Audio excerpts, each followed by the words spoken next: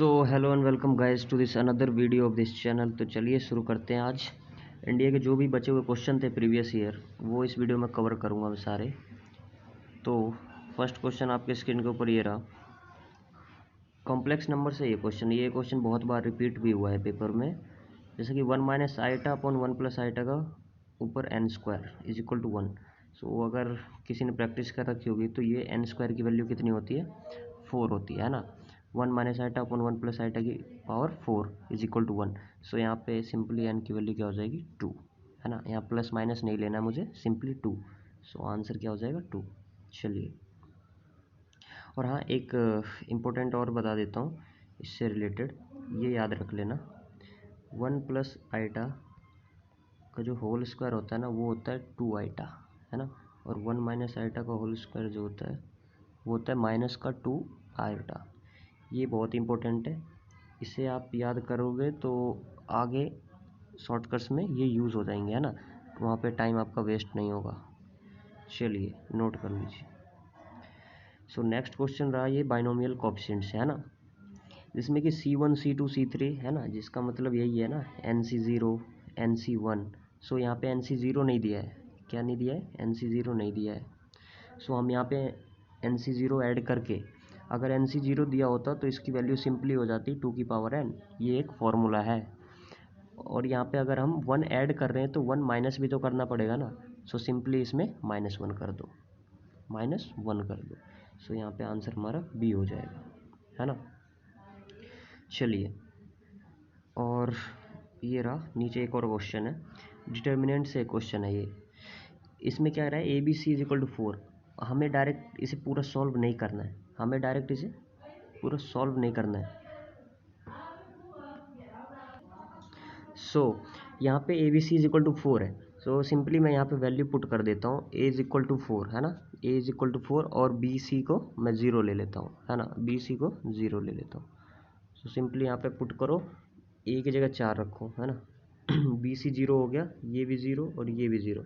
तो 4 के अकॉर्डिंग खोलते हैं, बी सी से ये 0 हो जाएगा माइनस ए स्क्वायर। तो माइनस ए स्क्वायर हो जाएगा, ए की वैल्यू 4 है तो 4 16, है ना। तो बाहर आके क्या हो जाएगा ये 64 माइनस का 64। तो देखो आंसर क्या है, माइनस का 64, है ना। डिटर्मिनेंट तो खोलना आता ही होगा इतना तो। चलिए, यहाँ पे जैसे भी क्वेश्चन दिखे ए बी सी या एक्स वाई जेड में, तो आपको वैल्यू पुटिंग मेथड यूज़ करना है ना। यहाँ पे गो थ्रू ऑप्शन मत जाना।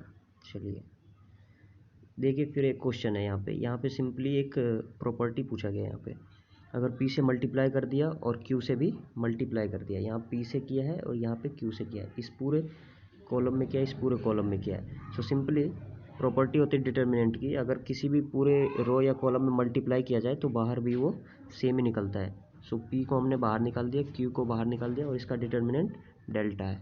सो ये रहा PQ डेल्टा। सो अपना क्या हो जाएगा, D option is the right answer. चलिए नेक्स्ट क्वेश्चन है, ये भी डिटर्मिनेंट से, बट इसमें लॉग यूज़ हुआ है ना। अगर A1 A2 A3 या डैश डैश जितने भी हैं जीपी में कॉमन रेशियो सेम होते हैं ना, रेशियो सेम होते हैं A2/A1। सो यहाँ पे ये क्वेश्चन बहुत बार रिपीट हुआ है लॉग में अगर यहाँ पे दिख जाए आपको और लॉग वाले का आपको निकालना हो तो इसकी वैल्यू क्या हो जाएगी, 0।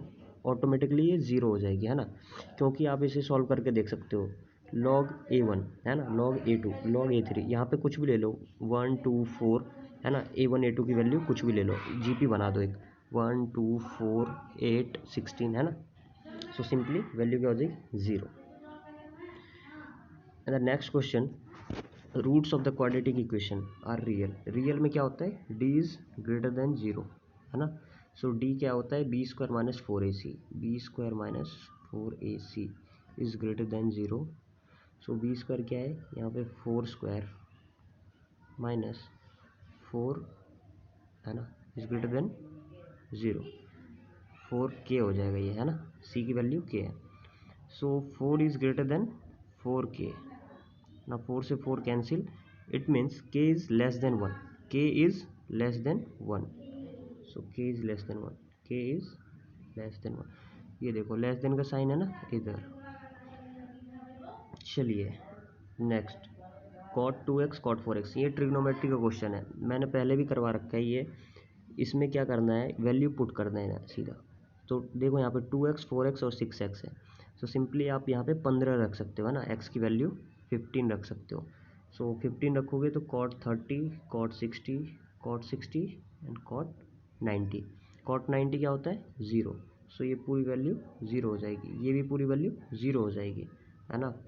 x इज इक्वल टू, मैं यहाँ लिख देता हूँ 15 डिग्री। वैल्यू पुटिंग अगर सीख गया ना तो फिर क्वेश्चन में कुछ खास नहीं है उतना।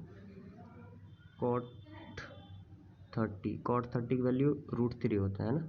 कॉट 60 ये 1/√3, कॉट 60 1/√3, है ना। तो ये अपने आप में कट जाएगा, ये क्या हो जाएगा 1, क्या हो जाएगा 1। टेन और कॉट में ये भी प्रॉपर्टी है, अगर दोनों एंगल मल्टीप्लाई में है, cot x into cot Y, और अगर एक्स वाई करके 90 आ रहा है, एक्स वाई करके 90 आ रहा है, तो इनका जो मल्टीप्लाई होगा ना वो 1 के बराबर होगा, है ना। ये प्रॉपर्टी याद कर लो, कॉट में भी होता है और टेन में भी होता है। चलिए, कोसेक और सेक, इसे सिंपली कर दो साइन में, है ना। कोसेक और सेक को ना साइन कॉस में बदल दो। साइन कॉस में बदलोगे तो 1/sin, नीचे ले आओ इसे, 1/sin, ये क्या हो जाएगा pi plus pi by six.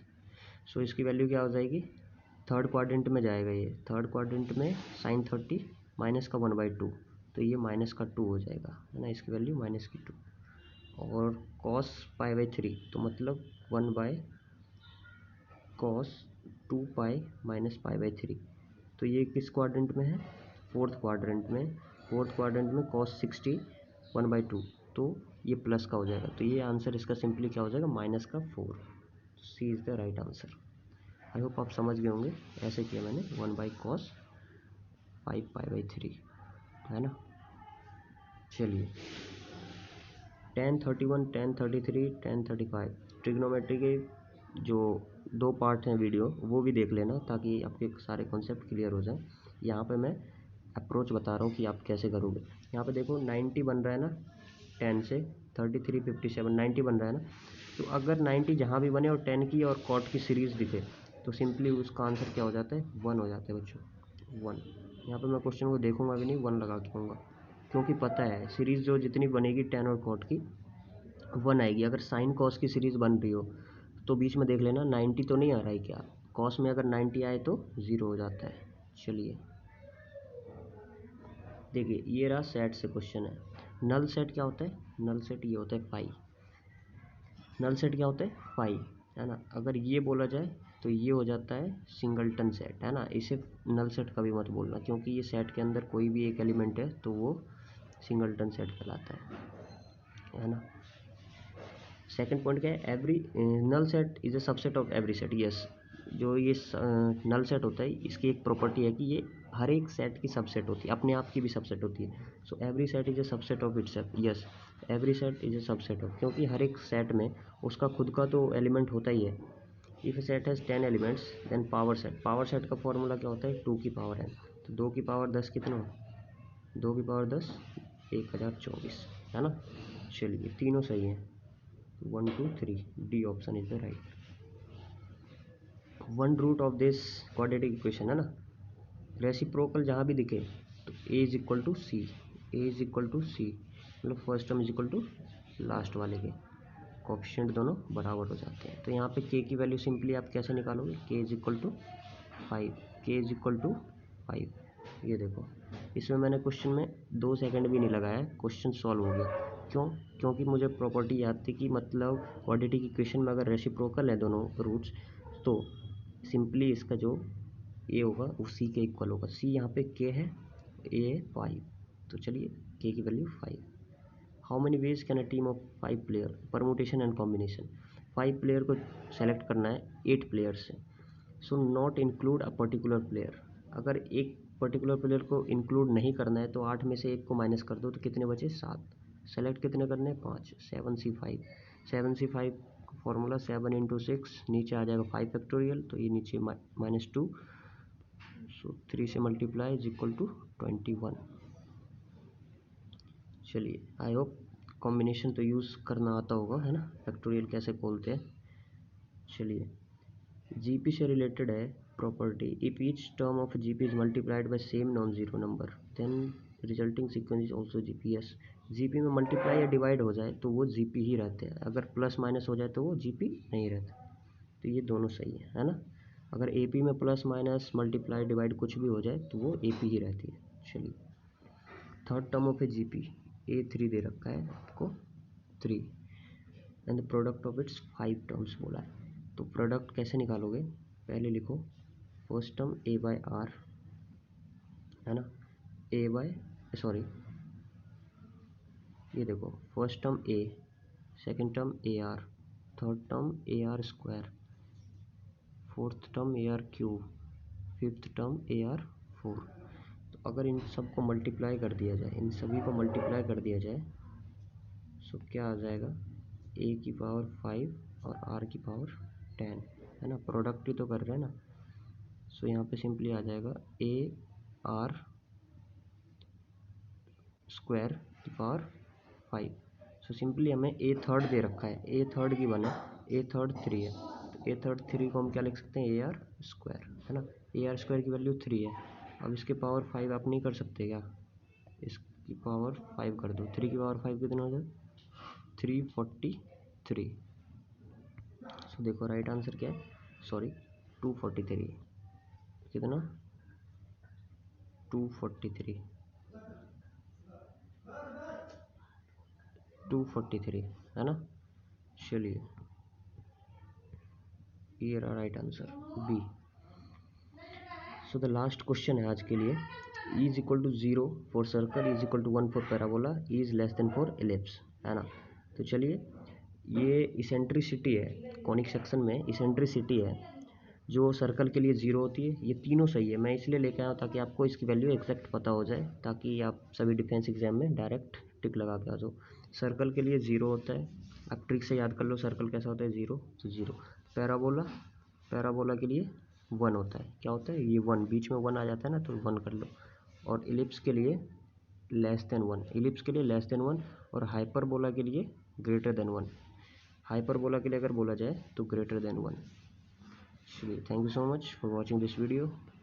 Give a big thumbs up and like this video and share.